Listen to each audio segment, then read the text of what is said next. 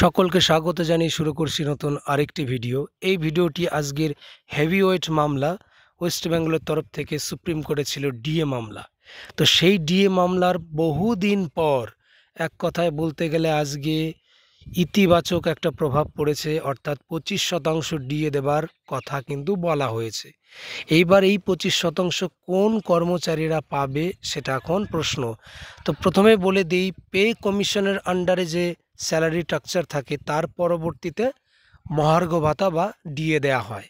তো এটা ছিল পঞ্চম পে কমিশনের ওপর এই কেসটা, অর্থাৎ 2009 সাল থেকে 2019 সাল পর্যন্ত এর ডিউরেশনটা ছিল 10 বছর।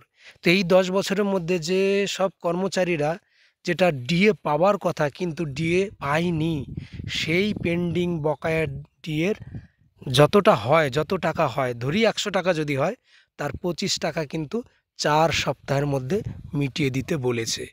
এইবার প্রশ্ন আসবে, তাহলে এই ডিএ মামলার জন্যে যারা পুরনো তাদের তো উপকার হলো, নতুনদের কি হবে? নতুনদেরও কোথাও না কোথাও একটা আশার আলো, কারণ আগামী দিনে কেন্দ্রীয় হারে যে ডিএ, সেই ডিএর মধ্যে কিন্তু খুব একটা ফারাক আর থাকবে না এই জাজমেন্ট আসার ফলে। কারণ এখন যদি ফারাক করেই রাখে, এখানেও কিন্তু সে বকেয়া হয়ে যাবে ডিএ। অর্থাৎ আগামী দিনে যদি মিটাতেই হয়, তাহলে সরকার চাইবে সেটা টাইম টু টাইম মিটিয়ে দেবার।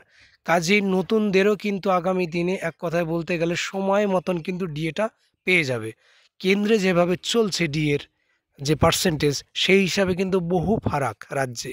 কাজে আগামী দিনে এইটাকে গভীরভাবে ভেবে সেই যে গ্যাপ রয়েছে, সেই গ্যাপটা কিন্তু পূরণ করে দেয়া হবে, আমি অন্তত মনে করি।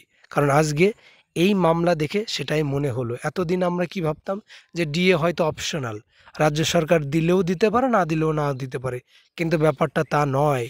কারণ যেখানে দ্রব্যমূল্যের দাম বেড়েছে, ডিএটাও কিন্তু তার একটা অংশ। তা আজকে জানিয়ে দিল ডিএও কিন্তু একটা ন্যায্য অধিকার কর্মচারীদের। তাই এটা শুধুমাত্র পুরনো কর্মচারী যারা, তাদের যে শুধু জয়লাভ তা কিন্তু নয়। আমি আবারও বলছি, যারা নতুন কর্মচারী তাদের ক্ষেত্রেও একটা বিরাট জয় বলে আমি অন্তত মনে করি। এইবার ডিএ প্রদানের ফলে মাইনের কতটা পরিবর্তন হবে? স্যালারি স্ট্রাকচারটা হয় পে কমিশন যেটা থাকে তার উপরে। এবার যেহেতু এটা পঞ্চম পে কমিশনের ব্যাপার, তাহলে বকেয়া ডিএটা দেবে।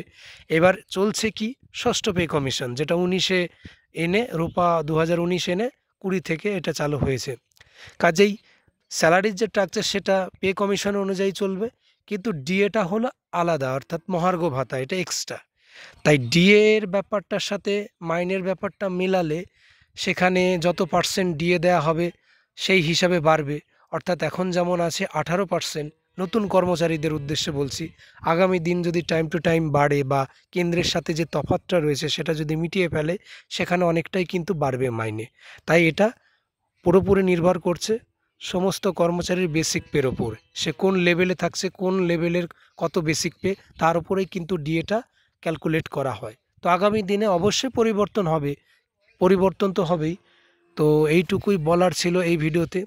আর ডিএর ব্যাপারে যদি কোনো প্রশ্ন থাকে কমেন্ট করো, আমি উত্তর দেব। যারা যারা নতুন তাদের মনে যদি সংশয় থাকে কমেন্ট করো, আমি তার উত্তর কমেন্টের মাধ্যমেই দেব।